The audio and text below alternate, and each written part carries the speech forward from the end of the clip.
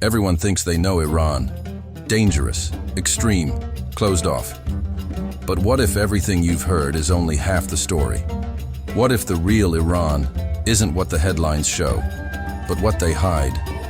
Today we're not repeating what's been said. We're stepping inside to see what's been left unsaid. Ask 10 people about Iran, and you'll hear 10 versions of fear and suspicion.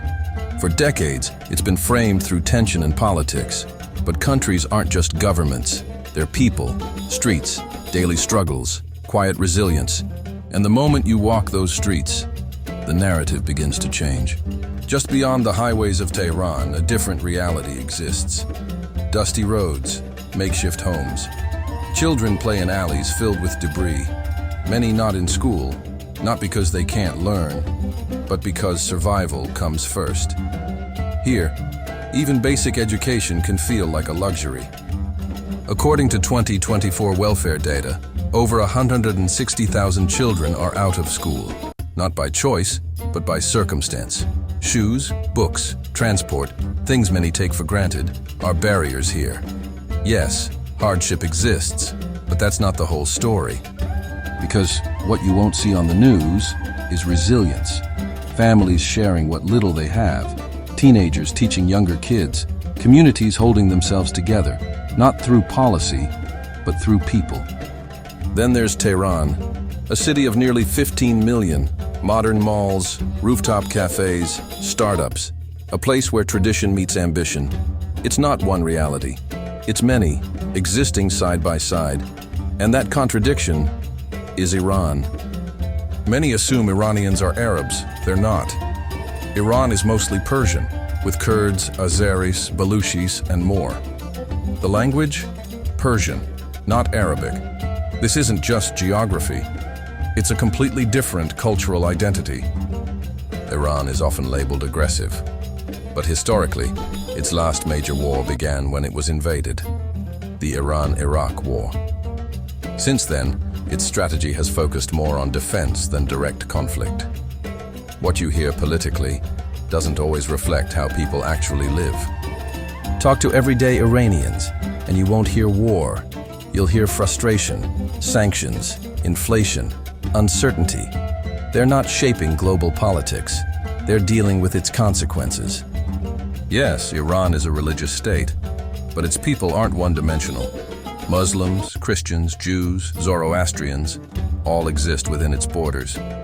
For many, religion is culture, tradition, not extremism. Walk through Tehran, and you'll see something unexpected. Music, cafes, books, conversations.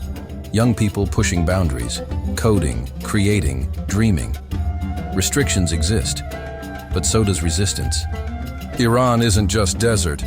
It has forests, mountains, coastlines, and even ski resorts. Places like Dizin Ski Resort sit high in snowy peaks. This is a country of diverse landscapes, not a single image. Iran is highly educated. Literacy exceeds 85%, and nearly 60% of university students are women. In Iran's villages, the day begins before the sun. Roosters call. Doors creak open. The smell of fresh tea fills the air. There are no alarms, only habit, built over generations. Men step out toward fields. Women prepare the day ahead. It's quiet, steady, predictable, no rush, no chaos. Just a rhythm of life that hasn't changed in decades. Iran isn't frozen in time. Metro systems run through cities. Railways connect regions. Healthcare is widespread and affordable, with major advances in medical science. Progress exists, even under pressure. And then there's the biggest surprise, the people. Despite political tensions, visitors are welcomed warmly. Strangers help you, invite you, feed you. Because in Iranian culture, hospitality isn't optional, it's honor. The deeper you go into Iran, the harder it becomes to believe a single story. Because this country isn't one narrative, it's many. Complex, contradictory, human. And maybe the real question isn't, what do we know about Iran? But, what have we never tried to understand? Far from the noise of cities like Tehran, Iran's real heartbeat lives in its villages, places where time doesn't stop, It simply slows down. No skyscrapers, no traffic chaos, just mountains, silence, and lives built on routine, tradition, and survival. In regions near the Zagros Mountains, villages cling to steep hillsides, homes stacked like steps, paths too narrow for cars. Here, walking isn't exercise, it's life. Every trip means climbing, carrying, enduring. And yet, people here rarely complain. Many village homes are built by the families themselves. Mud bricks, stone walls, wooden roofs, no architects, no blueprints, just knowledge passed down through generations. These houses aren't just shelters, they're history you can touch. In some villages, water doesn't flow from taps all day. It's collected, stored, shared. Every drop matters. Daily life is planned around resources, not convenience. It's a reminder that survival here is still physical, not digital. For many villagers, income comes from the land.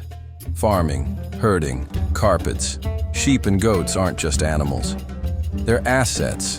Children learn these skills early, not from school, but from life itself. In villages, bread isn't bought, it's made, fresh, daily, by hand.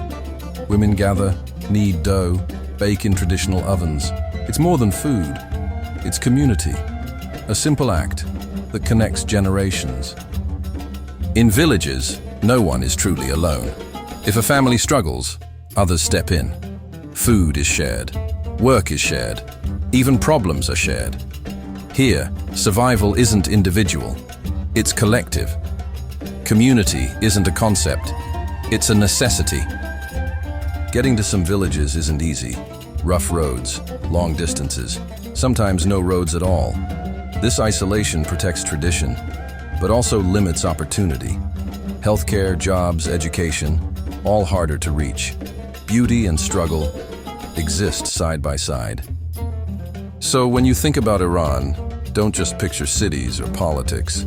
Think about the villages, because that's where you'll find a different truth. Not loud, not dramatic, but deeply human and impossible to ignore. From the crowded streets of Tehran to the quiet villages hidden in the Zagros Mountains, Iran tells a story that can't be captured in one frame. It's layered, complex, human. And the more you look closer, the more you realize this was never just about a country. It's about understanding people. If this story made you think differently, don't forget to like and subscribe. And tell me below, what surprised you the most about Iran?